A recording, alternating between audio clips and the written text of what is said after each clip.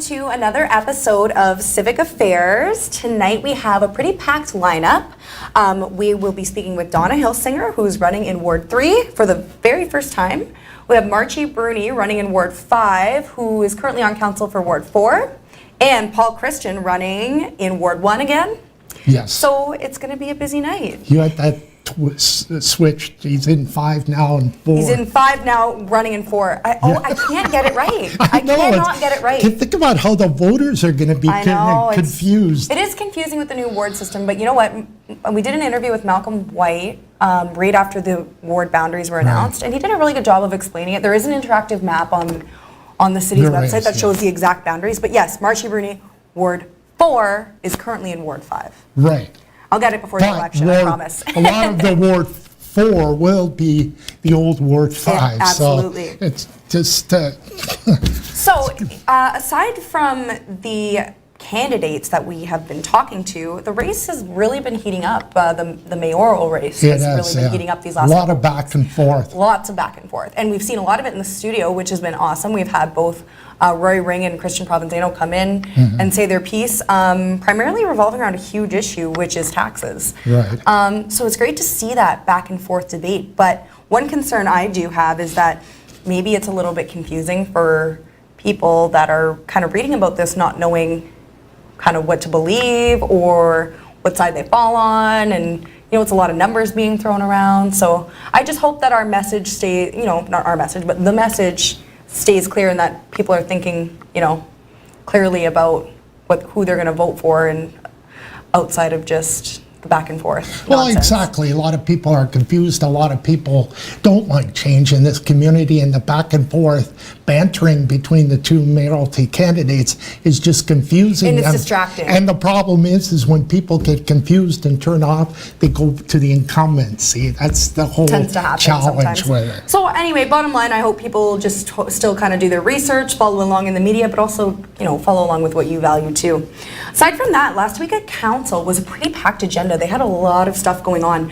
One thing that really stood out to me was Chief Hugh Stevenson with the city police gave an update on their Project Heat, which they started at the beginning of the summer to help combat a lot of the crime that's been on the rise in the Sioux. So he said that it's netting some pretty great results. It's a traditionalist approach to dealing with drugs and crime. 75 arrests, 136 criminal charges, 52 provincial charges, and 35 outstanding warrants. They've seized over $13,000 worth of drugs in their street values. Very impressive. Yeah, they're getting a lot. They're getting a lot of the drugs off the streets, and that's also kind of helping with a lot of the spillover. Like, drugs tend to lead to other crimes as well. And the program's been extended to the end of September because it's been doing so well. So that's great to hear. But he also said that they're starting another new program in October, which is called CORE, C-O-R-E, where 2 officers will be tasked with working proactively to address community concerns and assist frontline patrol officers in responding to incidents. So, well, I think, we need boots on the ground. I've been involved with the neighborhood watches, and I've started a new group in Ward 1. And a lot of people are talking that we need as many boots on the ground as possible, and to transfer money. For example, on Gore Street, there's a resource center. Transfer that $25,000 into putting men on the street to combat that. But I'm very impressed with this new chief, having talked to Sonny Spina as well. They're really making progress, and this was an issue about 6 months ago in Ward 2 with the councillors there, Susan Myers and Sandra Hollingsworth. Yeah. I was at the clerk, and people were really angry about it. Yeah. The break-ins and that. No, it's definitely, and it's become an election issue too. So anyway, it is great to see that our new police chief is, and not only that he's kind of, that this is a top, he's thinking kind of in terms of like how to actually better the community long term, but also that he's being transparent about what the police are doing, because that's what people want to see when it's their tax dollars funding the salaries of the police officers. They want to know that it's netting results, right? That's right. And the previous police chief, well, it didn't happen, so we're glad that the city's kind of back on track with this new guy. He's doing a great job. Absolutely. Well, it's just about time for our show to start. Our first guest is Donna Hilsinger, so we'll be back with her after this break. Stay tuned.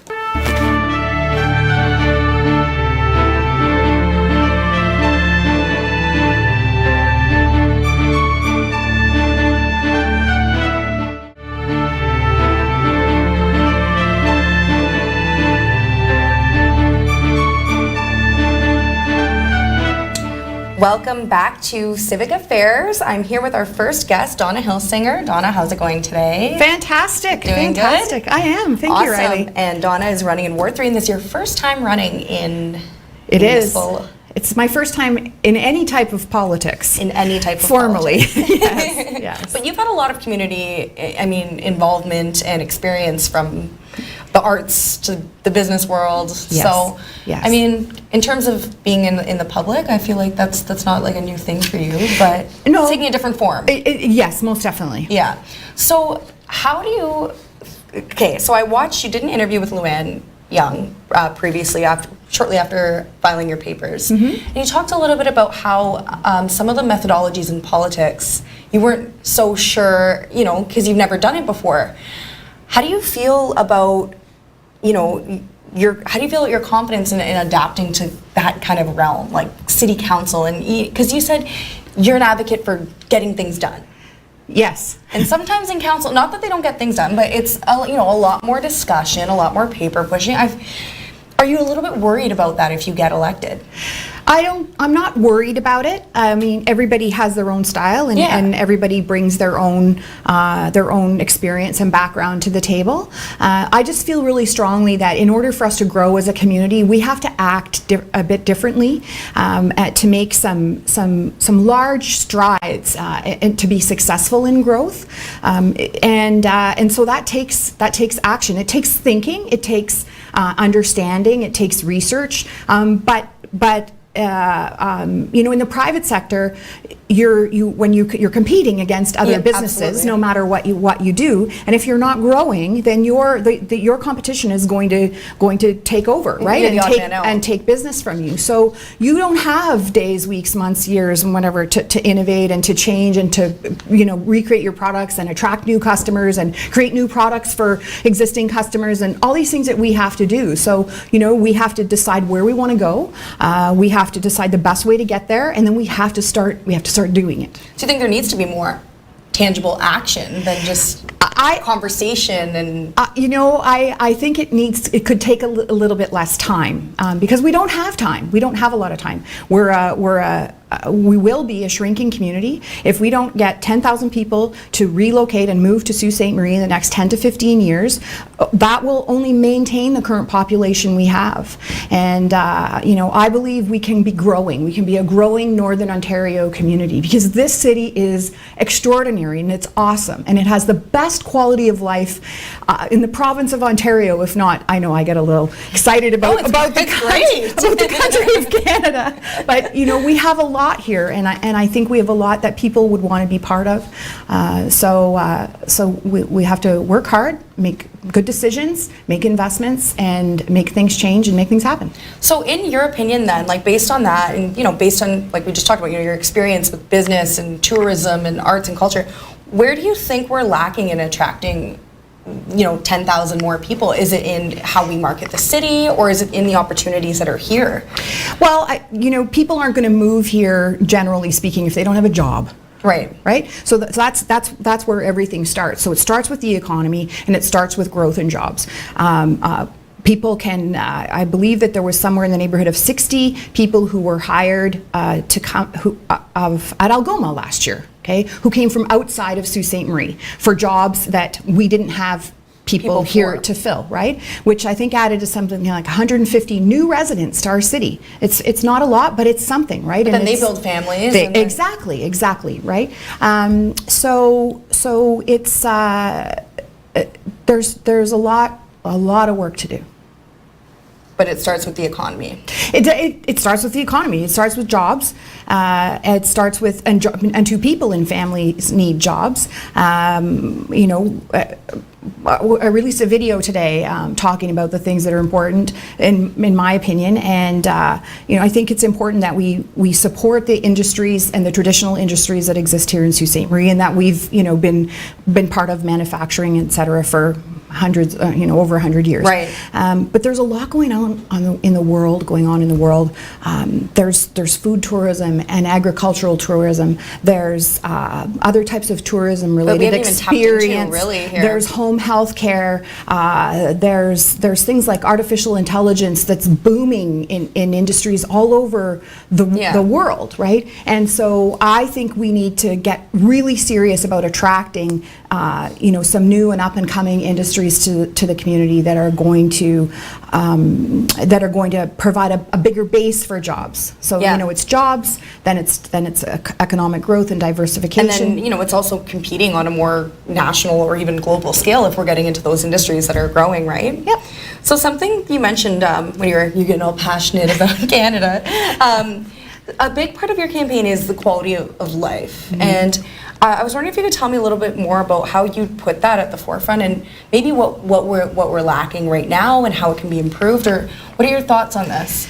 So, to me, our quality of life, the fact that we live in the largest freshwater lake in the world, the fact that we have nature all around us, that we have little congestion, that we have beautiful and wonderful schools and activities for kids to do, those are unique selling points. Absolutely. Okay, they're unique selling points. And that's why quality of life is so important, because it's in order to attract people and families, young couples, families, to come and live here, we have to have something that somebody else doesn't. Absolutely. Right? The cost of living is a little bit lower. You can get from one place to the other in a reasonable amount of time. I used to say, my children are a lot older now, but I used to say when my kids were little, I could drop them off at a music class, I could go and get groceries, I probably could do another errand, and I could go back and pick them up. In larger communities, you can't do that. You can't. Oh yeah, no, for sure. We're absolutely lucky to live in the kind of community that we do. Mm-hmm. I mean, in terms of traffic, like talk about Sioux traffic, it's practically non-existent compared to another city. It gets right? a little dicey in some places, but in comparison. And yet we're 15 minutes from the largest freshwater lake in the world, and a wonderful swim. They're still swimming in Lake Superior. It's so warm. Absolutely. Okay, so when we get back, Donna, we're going to take a short break. When we get back, we're going to talk a little bit more about some of the campaign issues that you're so passionate about. We'll be right back.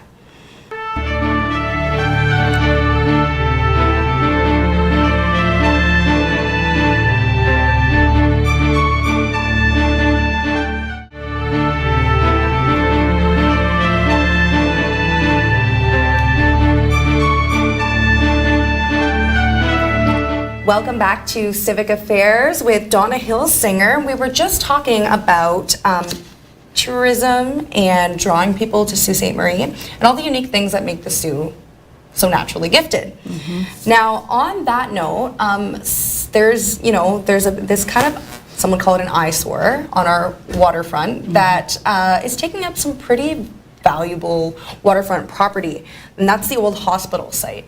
Now, you've mentioned this before, I've seen in your campaign, so mm-hmm. where's your stance on how we can rectify that problem? Something has to be done. Something has to be done. So the owner of that property in the city, I understand that they've been communicating, and I think the owner of the property, I've met him in the past. I think he wants to make things better. However, it can't stay like that. So some type of resolution has to be put in place, for the best interest of the residents, certainly in that area. But also, it is some of the finest, property. It's waterfront property, and it needs a resolution and quickly.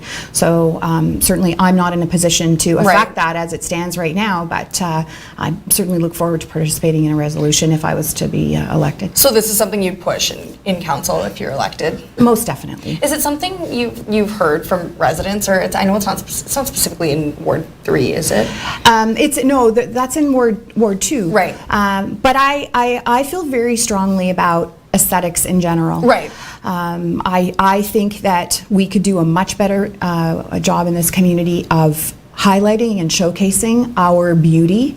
We did make some progress as it relates to something that's very important to me, which is our signage. Right. We did make some strides forward in that in the last couple of years, but I'd like to see us go further and really clean up and green up this space, because our land deserves it, and our people deserve it. We deserve to be proud of our community, and we deserve to showcase its its incredible beauty, whether it's winter or summer or all seasons. It's really an absolutely. extraordinary place.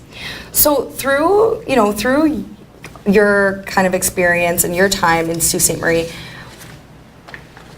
we've talked about things kind of not moving fast enough in the city, whether it be in terms of our aesthetics or in terms of people moving here. How do you think that a city council can rectify that? Is it leveraging funding from the province? Is it just marketing better? Or what do you think it needs to start? I mean, we talked about job development, but aside from that, like, where can we start as a community? We have to have a vision. We have to have a vision for this community. While we have bits and pieces of things, I don't see that we have a vision that says in 10 years and 20 years and 30 years and 50 years, this is where we want to be. Right. This is what's happening in the world. This is how we're going to grow. This is how we're going to bring new people to the community. This is what people are going to want and expect, and then build the community that we want to have. So that vision is at the forefront, and then we invest. We're going to have to be very brave, very courageous. Brave and bold. Brave and bold. It's part of your campaign. It is. Because the status quo, or doing what we've done in the past, while people have done that with the best of intentions and worked very hard, and I've been part of many things around that, it's not resulting in growth. And when we start to shrink, your tax base declines, your ability to invest in your infrastructure declines, and it's just not fun. Growing is good, growing is great. And so starts off with that vision, and then we build the community that we want, and the community that's going to attract people to come here and be attractive to families, to more students at the university and Right. the college. That's where we need to go. Absolutely. So with your experience you're on the board for the police services in the Sioux. We talked a little bit earlier in our introduction. We talked about the rise in crime and how Chief Stevenson gave an update to City Council on the Project Heat. Yes. Is this a concern amongst your ward constituents as well, or is it not such a predominant issue in Ward 3? I have to say that of the people I've spoken to, I haven't. That issue hasn't been brought to my attention. However, Chief Stevenson is working hard to correct and to work with the service and with others in the community to correct some of those issues, because whether it's in Ward 3 or it's not in Ward 3, it's still I see community problem. it's a community Absolutely. issue, and as it relates to my responsibilities on the Police Services Board, that's where I have to look, is what as a service are we doing to be supportive of our residents and keeping our community safe, and he's working hard Diligently. with the members of the service to do some new things there. All right. Well, thank you so much, Donna. That's all the time we have today. Thank you for coming in and You're taking the time welcome. to talk with us. It was a pleasure. Good luck with the rest of your campaigning. I hope you get to take your bike out. I will. I'm going campaigning on my bike soon. Yes, absolutely. So stay tuned. Andy Martins will be speaking with Marchy Bruni just after this short break.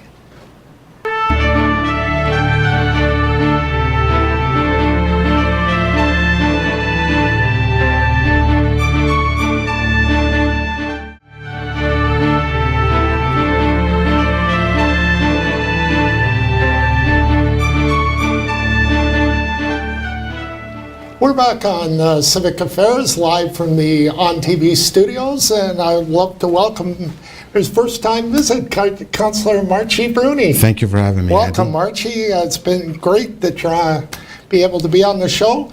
What is your greatest challenge as a councillor now that we're about 4 weeks away from the election? I think the challenges right now is trying to walk the path, go to homes, listen to their concerns.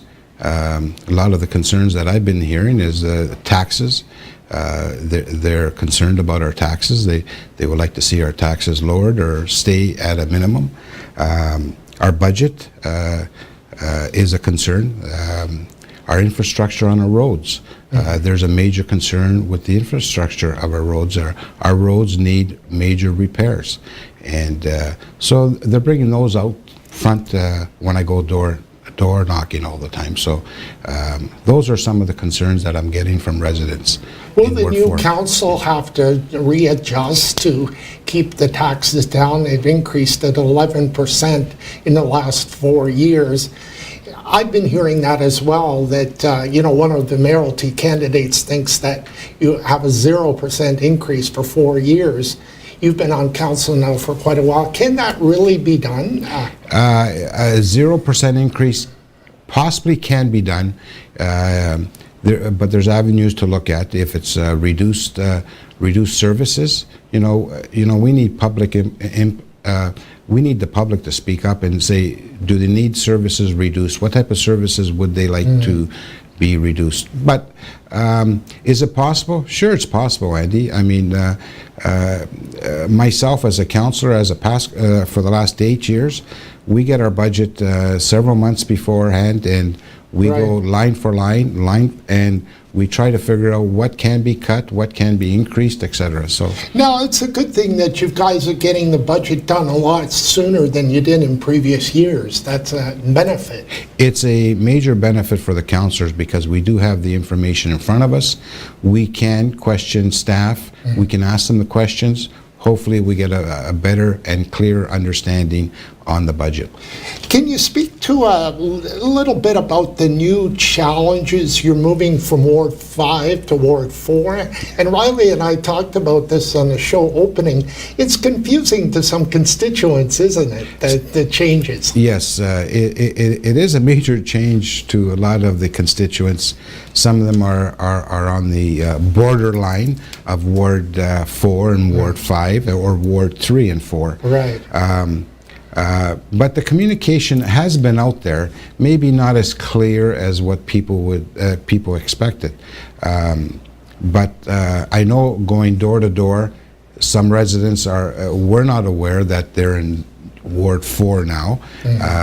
So we as councillors are trying to put the message out there and trying to, hopefully they get a better understanding of the ward boundaries. Well, guys like me are at it every day. The average person isn't tuned in, so they're Yes.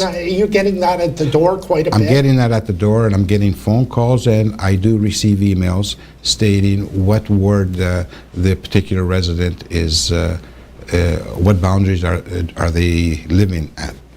Great. All right, we'll take a quick break here, and we'll be back with more with Councillor Marchy Bruni. Thanks.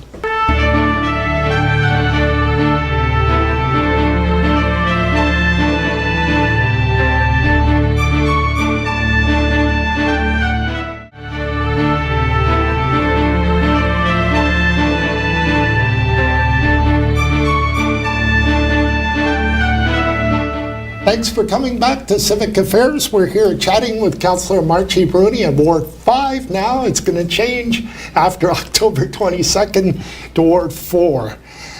Neighborhood Watch is a big issue. We talked about it with Riley in the opening again. You're on the police commission. Can you speak to us a little bit about Project Heat? And the new chief is doing a good job taking over the police. Yeah. You are correct. I am on the police board, and I did play a major. I was on the interview team when Chief Stevenson was hired. I think he's an exceptional person. His qualifications are next to none.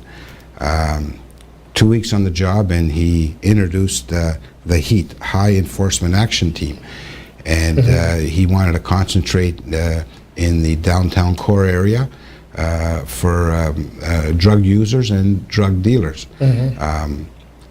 It's been successful. He's extended it another month, and hopefully he will continue with it for several other months.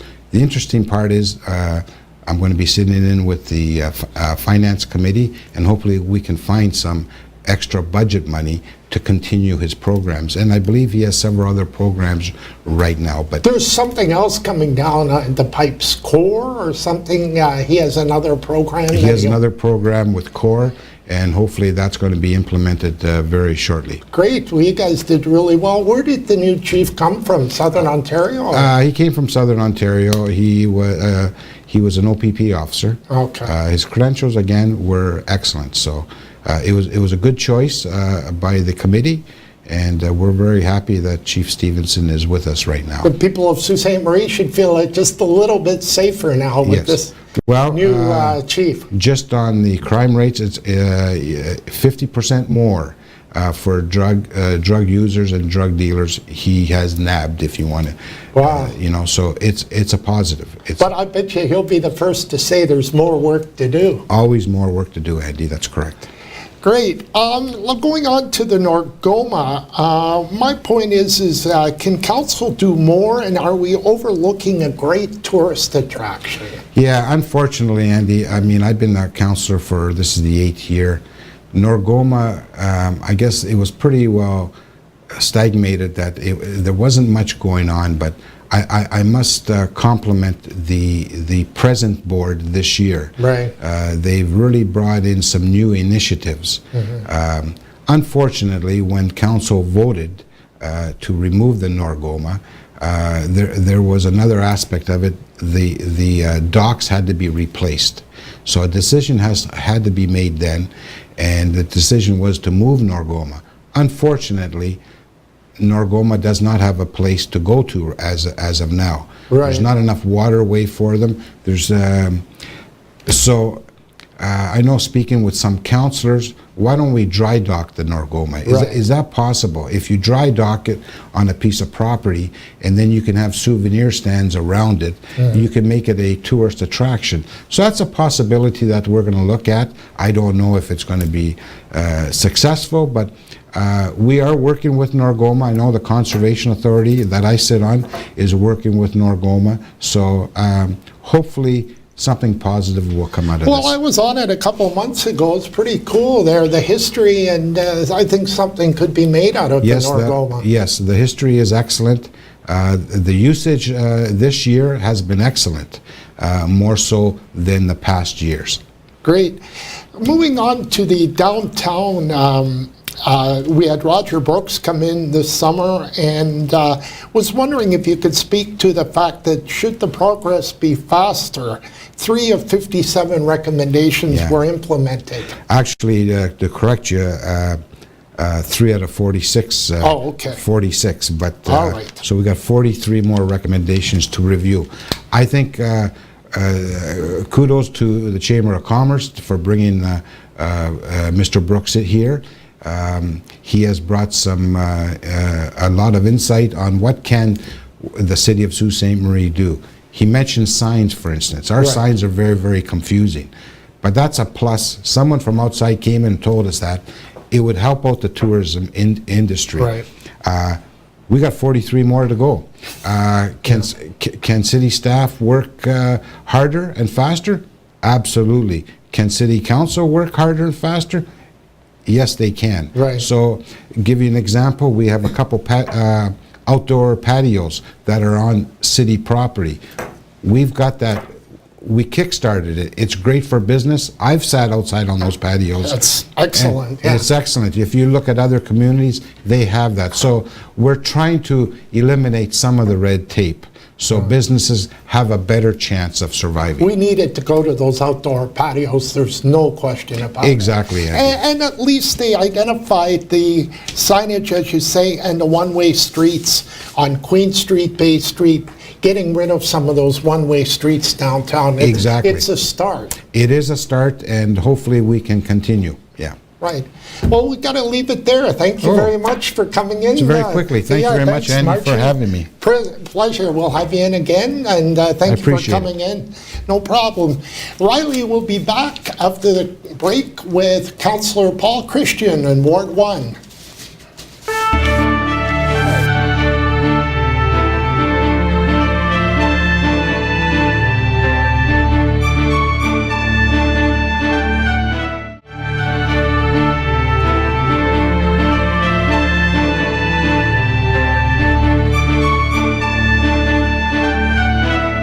Welcome back to Civic Affairs. I am here with our last guest of the evening, Paul Christian, running in Ward 1.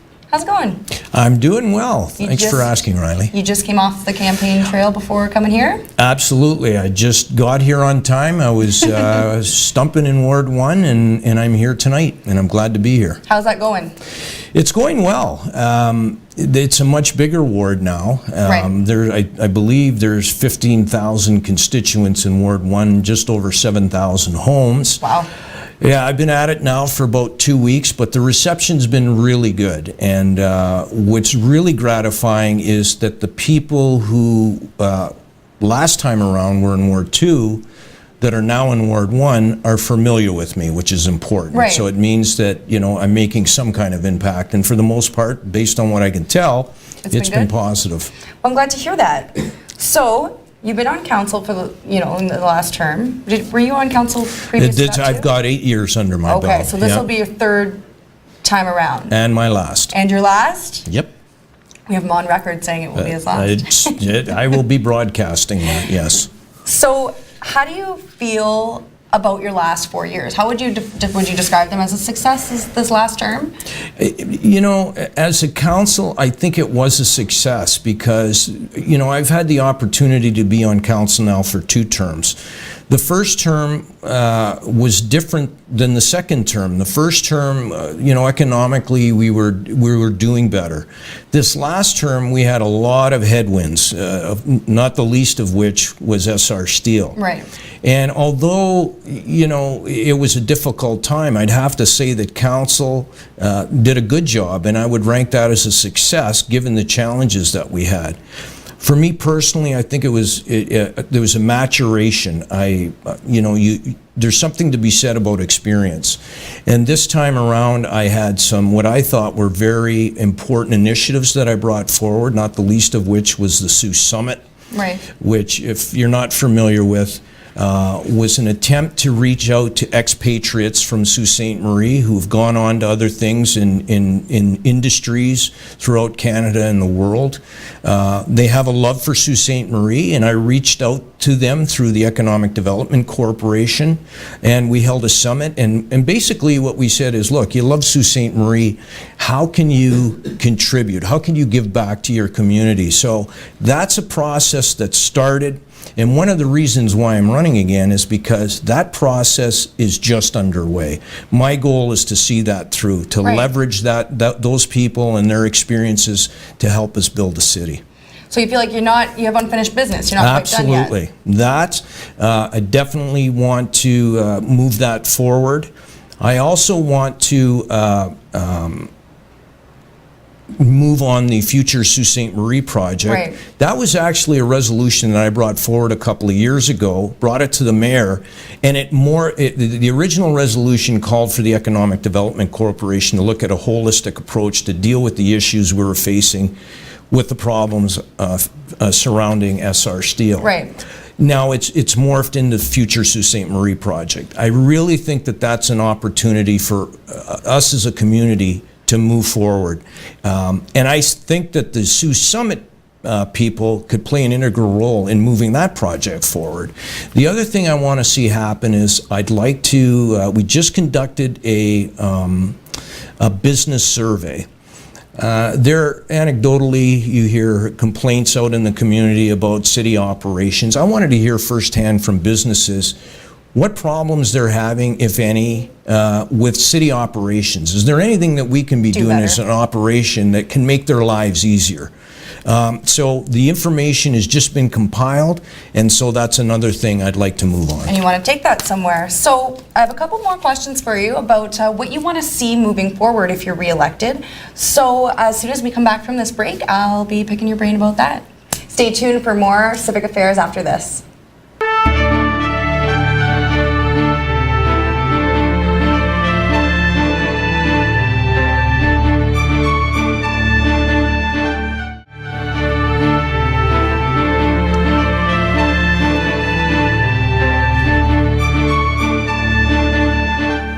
We're back with Paul Christian running in Ward 1, and we were talking a little bit before the break about some of the things that you've accomplished over the last 4 years. Now, moving forward, if you were to be reelected, what would you do differently, and what would you kind of keep on doing the same? Are there things that you would really change about what you've done up to this point, or? I think the only thing that really needs to be addressed this time around, and it's coming out loud and clear, Right. is we do have an issue with commercial and industrial taxation.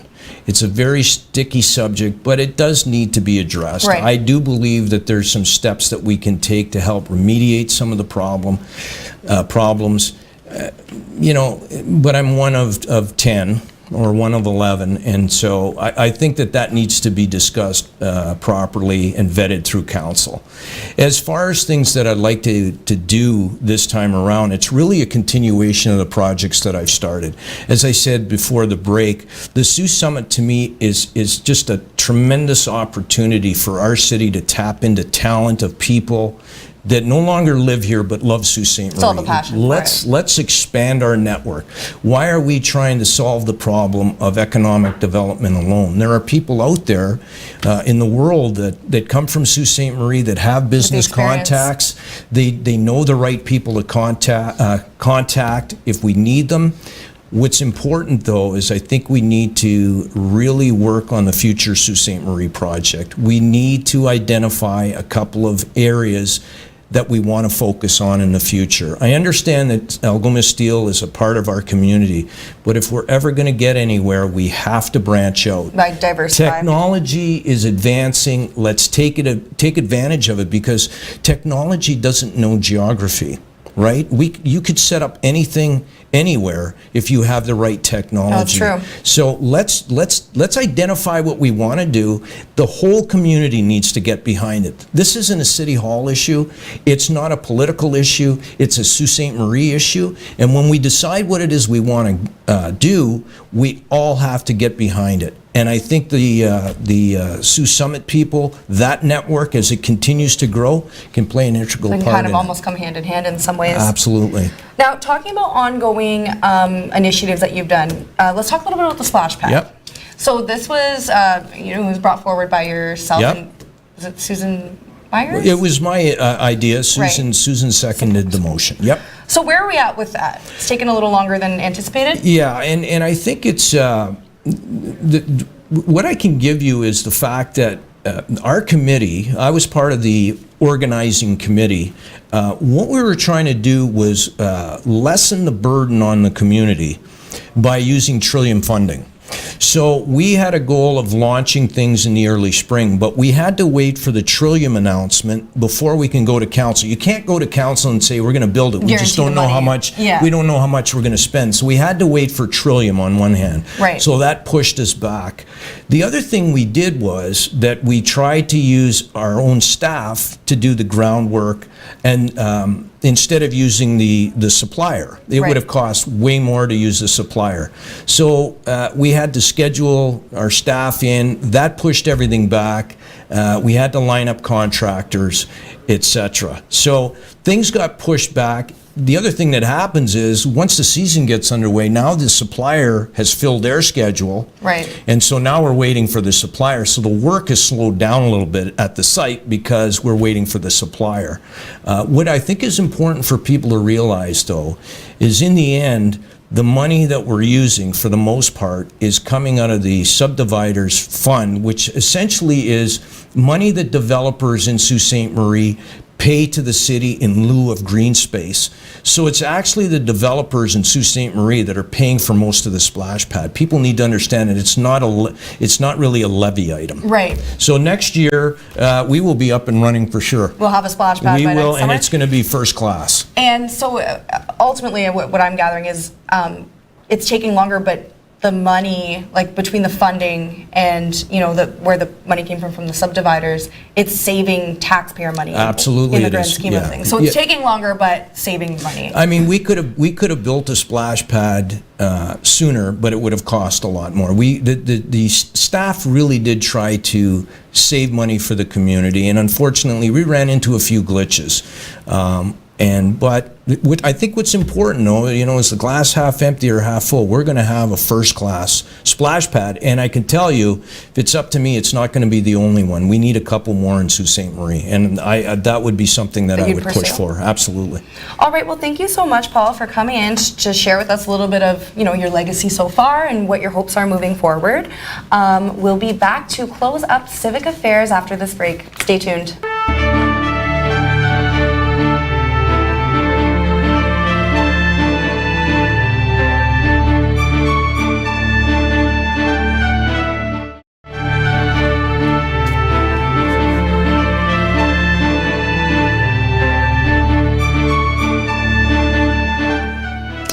Welcome back to Civic Affairs. We're just about to wrap up tonight's show. So that was a pretty action-packed segment. I learned a lot. Fast-moving show, for Yeah. sure. So it seems as though the consensus that, we were just chatting, you and I, amongst, the candidates, the incumbents, is a couple key issues: taxes and economic diversification. Oh, they've got to do it now. They're getting the message with the mayoralty candidates, and Paul Christian and Marchy Bruni are solid councillors, solid incumbents, and they know that council has to go there.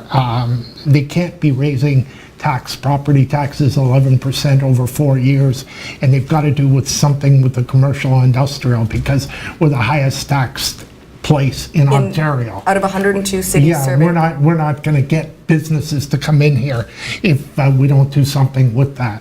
Oh yeah, there's no attracting investment No. with those kinds of tax burdens. Another kind of hot topic that was in council this week that I wanted to mention, we had Joe Fertizzi, the former CAO, came into the studio to give an update on it as well. Last week I did an interview with him about the Huron Central Railway. Now that kind of all falls into this topic of economic diversification, job development, because if they can't get the funding, 43 people are going to lose their jobs in Northern And we Ontario. need to go there, absolutely. Joe Fertizzi is right on, 100% bang on. We need that railway between here and Sudbury. And it connects Sioux to Sudbury, but Algoma Steel uses it, Domtar and That's Espanola right. uses it, and Ecom Timber in Nairn Centre all use it. That's 3 massive industries, 700 people employed collectively between the 3. Now, if that rail doesn't get its funding, it runs pretty high risk of Provincial people losing government their has to jobs. come to the table. We elected a member of the government for a reason. Here in North Bay are the only 2 government members. They need to come to the plate and realize that Northern Ontario needs this.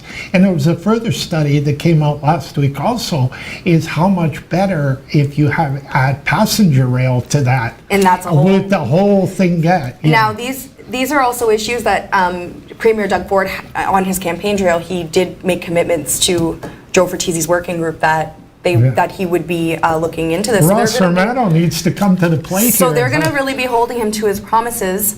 Exactly. That wraps up all the time we have tonight. So next week we have Luc Dufour for sure that we're going to be talking to on Civic Affairs. Stay tuned on Sioux Online when we announce the other 2 guests. And we'll see you on Monday at 7 o'clock for another live show of Civic Affairs. Awesome.